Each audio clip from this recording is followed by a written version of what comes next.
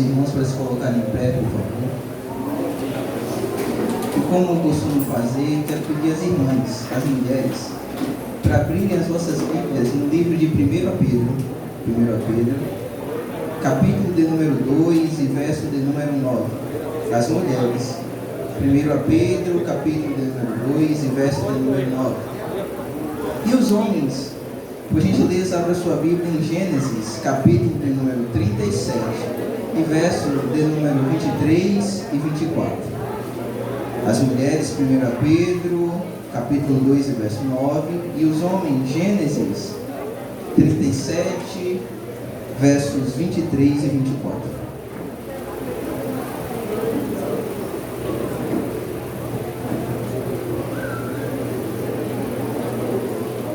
Glória a Deus, glória a Deus, glória a Deus. Todos os irmãos encontraram os textos sagrados? Amém? Diz assim a Bíblia, 1 Pedro, capítulo 2 e verso de número 9. Mas vós sois a geração eleita, o sacerdócio real, a nação santa, o povo adquirido, para que anuncieis as virtudes daquele que vos chamou das trevas para a sua maravilhosa luz. Aleluia.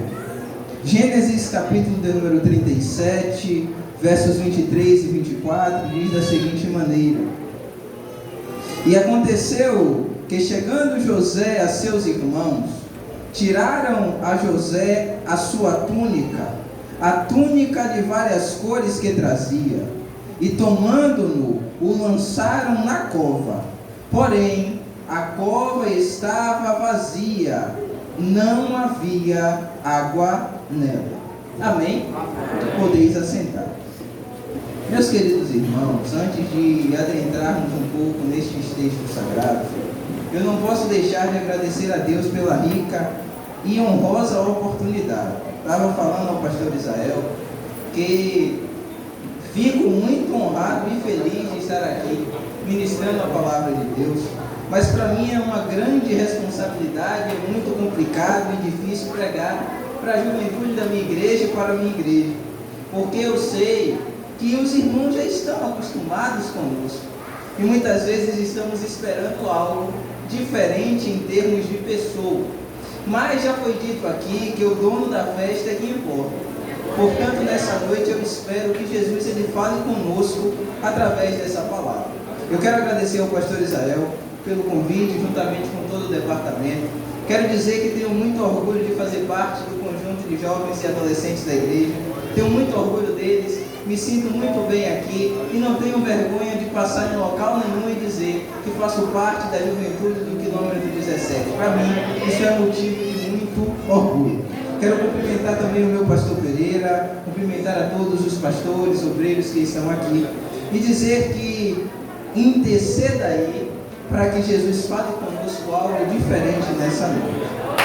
Meus queridos irmãos, lemos dois textos sagrados e estamos dentro de uma proposta de fazendo a diferença em tempos de crise.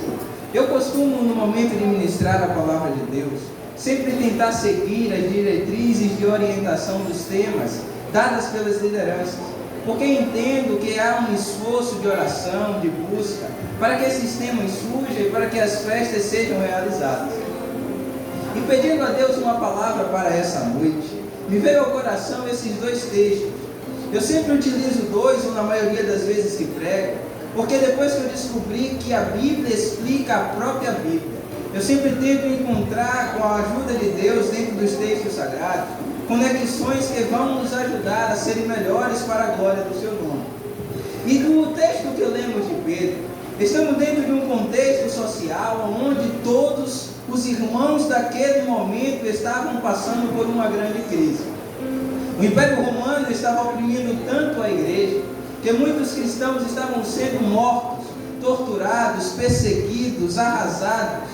E Deus levanta o apóstolo Pedro para que ele se colocasse em pé naquele momento e começasse a declarar aquilo que o Senhor havia especificado ou determinado para a sua igreja. E começasse a demonstrar qual era o papel que ela tinha que cumprir, mesmo em tempos tão complicados e trabalhosos, como fala o apóstolo Paulo a Timóteo. Quando Paulo se reporta a Timóteo, ele diz que nos últimos dias sobreviriam tempos trabalhosos, onde os homens eles seriam amantes de si mesmos, cruéis, jactanciosos, mais amigos dos prazeres do que amigos de Deus, demonstrando um cenário de crise para todos que estão vivendo em um determinado momento de tempo. E aqueles homens da época de Pedro, eles estavam indo de encontro à igreja de uma forma tão terrível, que muitos já haviam sido tocados pelaquele momento de crise e não conseguiam mais fazer a diferença. Mas Pedro, envolvido pelo Espírito de Deus, ele começa a sua carta falando algumas orientações sobre aquele período. E depois, no capítulo de número 2 e verso de número 9, ele começa a declarar aquilo que o Senhor Jesus Cristo tinha entregado à igreja depois do seu sacrifício. Todas as características que lemos nesse texto são características que Jesus, depois de ter morrido na cruz, chegou e entregou para a sua igreja, para que independente do momento e da crise que ela passe, ela entenda o seu papel e entenda como Ele deseja que ela esteja. Aleluia. Então Pedro começa dizendo que vós sois a geração eleita, eleita pelo sacrifício dele, pois antes, sem ele ter feito o sacrifício, não havia essa eleição para a igreja. Depois ele diz que nós somos o sacerdócio real. E em consulta ou orientação com o pastor Gilmar, eu pude compreender que o texto estava tentando nos dizer que nós, assim como os sacerdotes no passado levavam o povo a Deus, temos a capacidade, através das orações, através da autoridade revestida da igreja, de levar a humanidade a conhecer a este Jesus que é diferente. Aleluia. Depois ele continua dizendo que nós somos o povo adquirido. E não somos adquiridos por qualquer preço, mas por um preço de sangue de alguém que era imaculado, de alguém que era puro em toda forma de viver. Aí ele conclui dizendo, para que a gente anuncie as virtudes daquele que nos chamou das trevas para a sua maravilhosa luz. Aleluia. Então Pedro estava tentando dizer para a igreja daquele tempo que estava passando por crise, que Deus havia, através de Jesus, se entregado naquela cruz para fazer a igreja um povo que tivesse a capacidade de anunciar as suas virtudes. E quando falamos das virtudes de Jesus, Ele é santo, Ele é justo, Ele é grande, Ele é bom, Ele é poderoso, Ele é maravilhoso. Não há nada que impeça o agir dele, nem o seu querer. E a igreja já foi revestida de autoridade lá na cruz, para continuar dizendo que Jesus é tudo aquilo que a Bíblia diz que Ele é. Apesar de alguns estarem dizendo que Jesus simplesmente foi alguém iluminado que passou pela terra, Ele era o Deus que se encarnou para dar vitória à humanidade e levantou um exército para estar no seu caminho anunciando que Ele é o maravilhoso, o conselheiro, o Deus forte, o Pai da eternidade e o príncipe da paz, e que nada foge do seu domínio e do seu controle. Aleluia!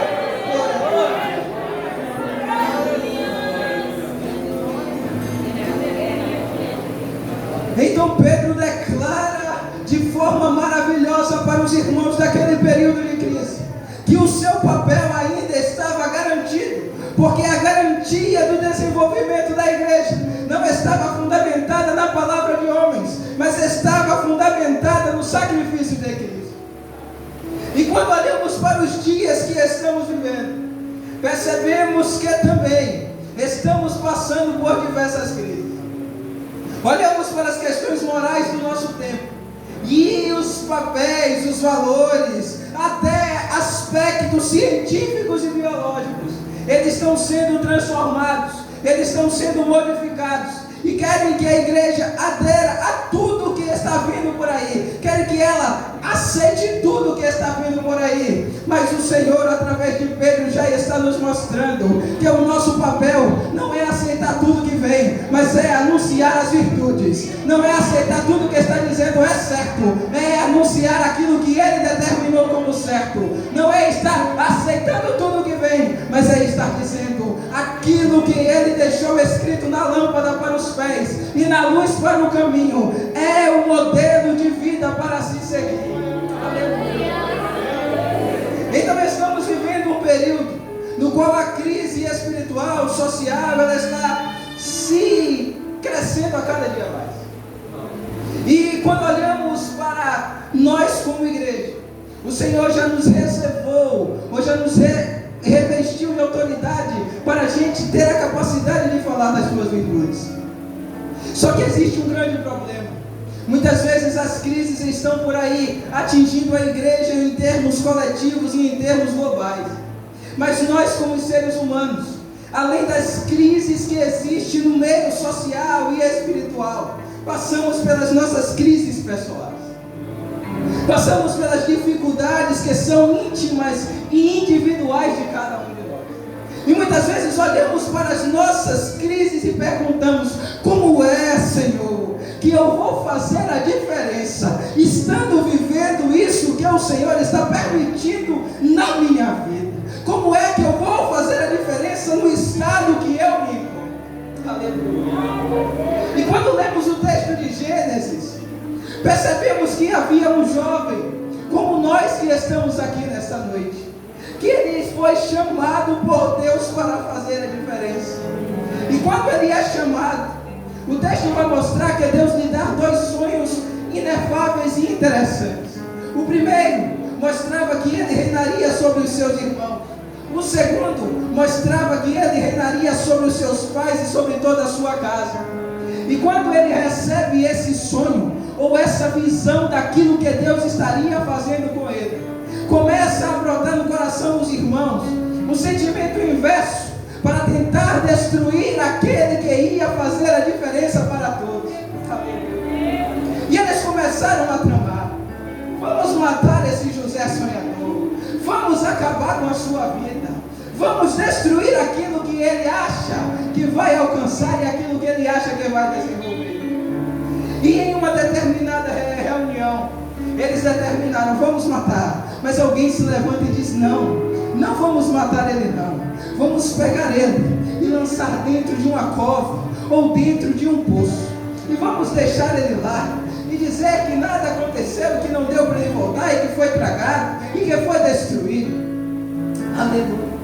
Então quando José, que foi chamado para fazer a diferença, estavam se aproximando deles, eles já estavam preparados para pegar José e lançar dentro do poço, para pegar José e lançar dentro da cova. E cova, normalmente, ela é sempre cavada para baixo, é sempre jogada abaixo da linha da terra. Aquilo que está acima pode ser uma cisterna, pode ser um reservatório, mas cova, ela tem a ideia de abrir o chão e fazer a pessoa descer. E quando José era lançado naquela cova, eu fico imaginando ele fazendo a seguinte pergunta: como é que eu vou fazer a diferença que Deus disse que eu iria fazer? Como é que eu vou anunciar as virtudes que Ele disse que eu iria anunciar? Como é que eu vou realizar aquilo que Ele determinou para eu realizar, estando dentro desta cova? Às vezes, a nossa indagação como jovem é essa: como é, Senhor, que eu vou fazer a diferença para Ti? Mas quando eu olho para mim, eu vejo o meu estado e o meu momento e a minha situação, eu não consigo compreender como terei capacidade de ser diferente daquilo que eu estou vivendo, como terei capacidade de modificar o cenário que eu estou vivendo. E eu imagino que José, dentro daquela poço, dentro daquela cova, ele começou a se indagar sobre isso. Mas a Bíblia Sagrada, ela é maravilhosa, porque ela vai nos revelar que a cova que foi lançado o José não era uma cova para ele morrer, não era uma cova para ele ser destruído, não era um poço que estaria acabando com o projeto que que Deus havia preparado para a sua vida. Aquele poço profundo que ele estava era somente um estágio no qual Deus estaria lhe mostrando algumas coisas que são necessárias para fazer a diferença.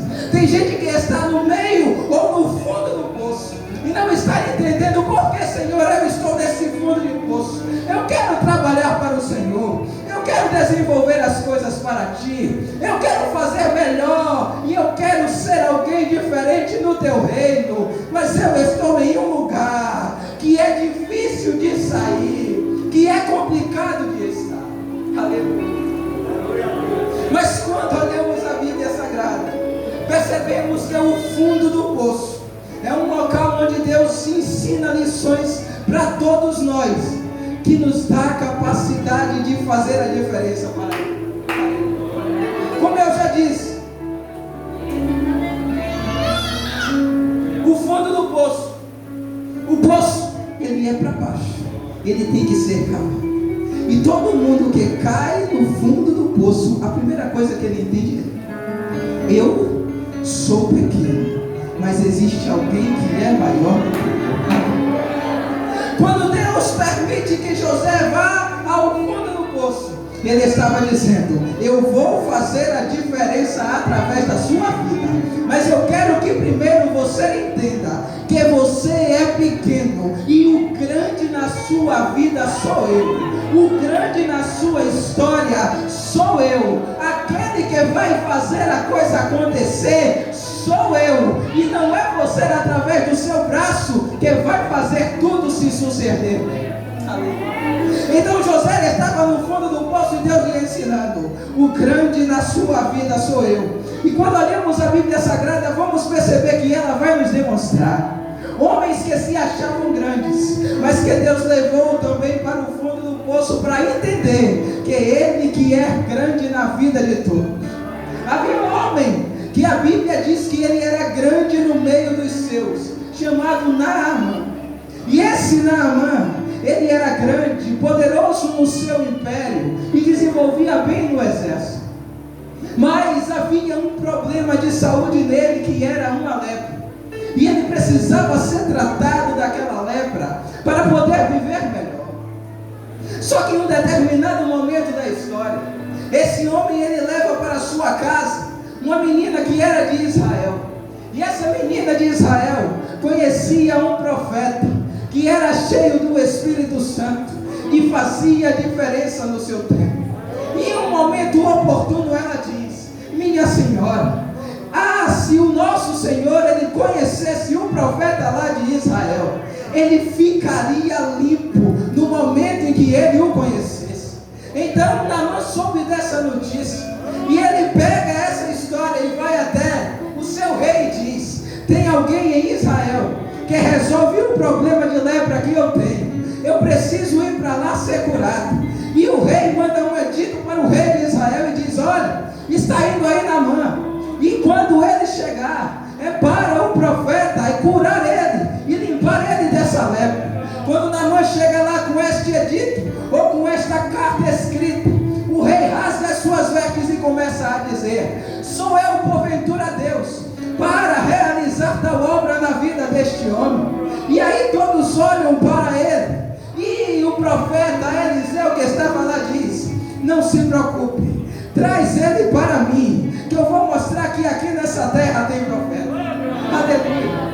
Mas quando o Naamã vai até o Eliseu, ele queria resolver o seu problema do seu modo. Ele queria resolver a sua lepra da forma que ele entendia como certo. E ele chega lá, achando que é o profeta, iria estender as mãos e dizer: está curado. Estender as mãos e dizer: está limpo. Mas quando ele chega perto do profeta, o profeta diz assim: olha, tem um Jordão ali, e eu quero que você vá lá e dê 7 mergulhos nesse Jordão. Se você der os 7 mergulhos, no 7º, quando você se levantar, a lepra não estará mais em você. Mas, se isso não acontecer, não haverá essa cura que você deseja. Aí, o Naamã fica furioso, porque havia rios em Damasco, no local onde ele estava, que eram rios maravilhosos. Mas o Senhor estava me ensinando através dessa palavra, que às vezes tentamos resolver o problema que temos através daquilo ou da forma que queremos, mas Deus ele tem uma forma diferente para solucionar o problema. Deus ele tem uma forma diferente para solucionar aquilo que estamos passando. Só basta a gente querer ouvir aquilo que ele disse. Então o servo de Naamã vira para ele e diz: meu Senhor, se esse profeta te pedisse coisa difícil, o Senhor não faria? Vai e toma banho lá no Rio Jordão as 7 vezes, que eis que vai ser curado. Então Naamã deixa seu orgulho de rei, de poderoso de lado, de grande influenciador do rei e do exército, e ele começa a descer, entendendo que é pequeno. E ele desce a primeira vez, nada acontece. Desce a segunda, a terceira, nada acontece. Desce a quarta e desce a quinta, nada acontece. Mas quando ele desce pela 7ª que retorna, não havia mais lepra no seu corpo, não havia mais lepra em nele, porque ele havia entendido que antes dele ser grande, ele era pequeno diante daquele que estava lhe dando a ordenança para ele realizar. Aleluia! Eu acho que os irmãos não conseguiram compreender a conexão, mas eu vou te explicar melhor. Aqui desta igreja sairão pessoas que vão romper as fronteiras do estado, vão romper as fronteiras do país, vão chegar em locais inacreditáveis aos olhos dele e irão fazer a diferença. Mas antes de chegar lá, tem que entender que existe alguém que é maior, que existe alguém que é maior, e o maior é Jesus, o maior é ele para a glória de Deus.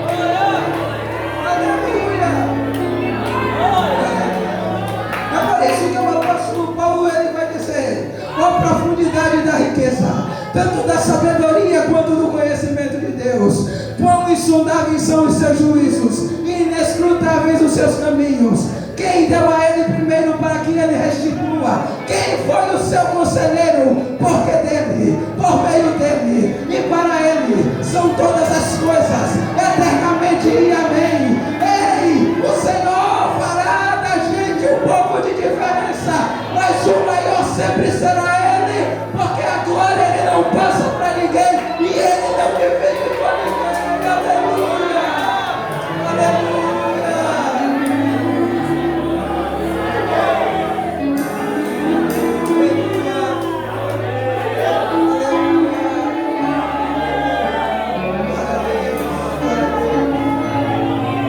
Tem gente que está no fundo do poço simplesmente para entender que é pequeno, mas existe alguém que é maior.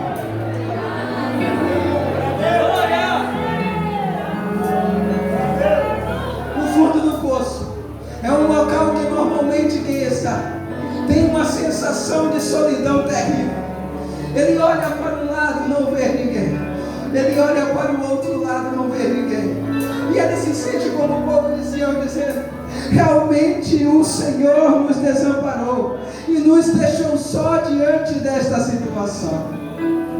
Mas o profeta vai dizer que ainda que a mãe que gera o filho se esqueça dele e se esqueça de cuidar dele, o Senhor jamais se esquecerá daqueles que são seus.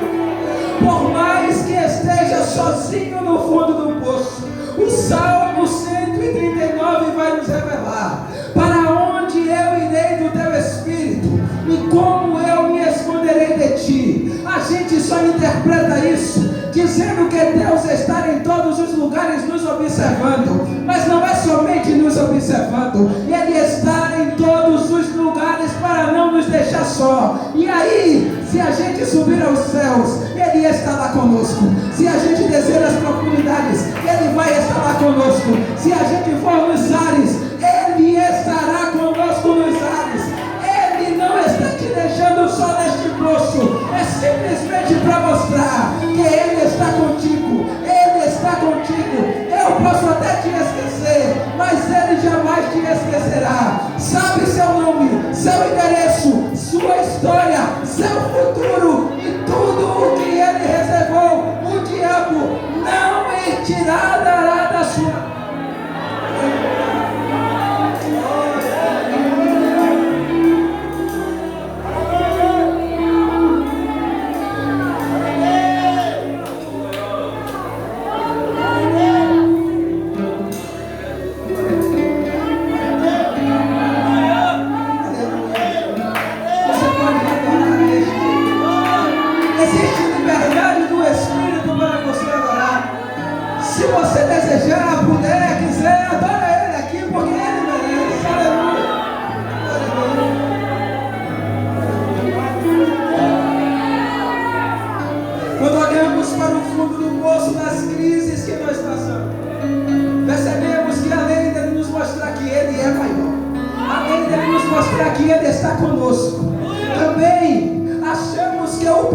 projeto que Ele tinha para nós acabou. A gente olha para um lado parede, um pouquinho de água no chão, olha para o outro parede, um pouquinho de água no chão, olha para o fundo, mais um pouco de parede, para frente, mais parede. É tudo travado, Jesus. Não tem como sair dessa crise para fazer a diferença. Mas Ele, apesar de estar no fundo do poço, o projeto que Ele estabeleceu não morreu. Eu vou repetir. Apesar de estar no fundo do poço, aquilo que Ele estabeleceu não morreu. O Senhor nessa noite me trouxe aqui para te dizer que Ele estará restaurando pessoas, porque Ele está voltando e quer mais alguns fazendo a diferença para o nome dele ser glorificado. Independente daquilo que aconteceu, a restauração de Deus está de pé para a glória do seu nome.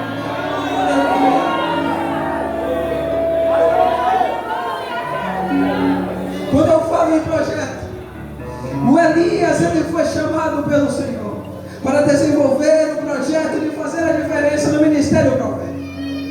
E o Elias fez coisas maravilhosas, orou e Deus fez maravilhas extraordinárias. Mas chegou um determinado período da sua história que ele visitou Deus e conheceu como era passar um período naquele lugar. Ele foi ameaçado de morte e todos diziam que ele ia morrer. E o Elias abraçou aquela palavra de morte e levou para com ele aquela palavra. E chegou dentro de um deserto e disse: Senhor, eu não sou melhor que os meus pais, já chega para mim, tira a minha vida. Aí o Senhor envia um anjo, envia comida para ele, envia água para ele beber e diz: levante-te, que muito comprido é o teu caminho. E depois de comer e beber daquela água enviada pelo anjo, ele vai para dentro de uma caverna. E ele mais uma vez quer morrer novamente, porque estava em uma situação de crise pessoal, que ele não conseguia mais fazer a diferença para Deus. Mas o Senhor vira para ele e diz: Elias, eu ainda quero que você unja 2 reis, e ainda tem que passar o seu bastão de profeta para alguém chamado Eliseu. Apesar, Elias, de você estar achando que o fundo do poço acabou com a sua história, eu, o Senhor Deus, ainda tenho história para você desenvolver. Eu acho que os irmãos não compreenderam. Tem pessoas que elas estão no fundo do poço e estão achando que a história já acabou. Mas quem diz que a história começa e a história termina não somos nós. É aquele que escreveu a história. E ele, através dessa palavra, está dizendo: a história ainda está de pé. A história ainda está de pé. A história ainda está de pé. A história que eu preparei não foi destruída. Ela está de pé para a glória do mundo. Ele não se apega com aquela palavra. E ele vai fazer aquilo que Deus lhe ordenou. Ele unge os 2 reis. E depois unge este profeta Eliseu, que estava cheio de autoridade como eu pregava. E depois disso, o Senhor lhe dá a direção a qual ele havia escolhido. Então, o fundo do poço, ele é um local onde parece que não dá mais para fazer a diferença. Mas o Senhor, ele está nos mostrando que ele nos ensina a conhecer e a saber que ele é grande. Ele nos mostra que não estamos sozinhos. Ele nos diz que o projeto ainda continua. Mas tem uma coisa interessante. Normalmente, no fundo do poço, só tem como olhar para cima. Por quê? Porque no lado não tem solução, na frente não tem solução, no fundo não tem solução. Mas se olhar para cima tem solução. É por isso que o salmista, ele diz: eu vou elevar os meus olhos para os montes. Aleluia. E eu vou encontrar socorro lá, porque o meu socorro não vem do Senhor que fez os céus e a terra. O meu socorro está nele. Eu vou olhar para ele e vou encontrar alguém que vai jogar a corda para me tirar do poço, para eu fazer a diferença. Ei, tem pessoas que estão no poço e estão achando que vão morrer. Não vão morrer. É simplesmente para entender o trabalhar que ele tem na vida.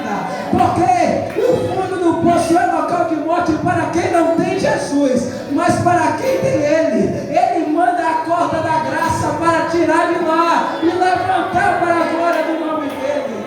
Nessa noite, tem pessoas que sairão do fundo do poço, porque a corda da graça está passando, a corda da graça está passando, a corda da graça está passando. Se apega com ela, olha para ele, que ele tem algo para tirar você de lá e te levantar para a glória de Deus. Glória a Deus.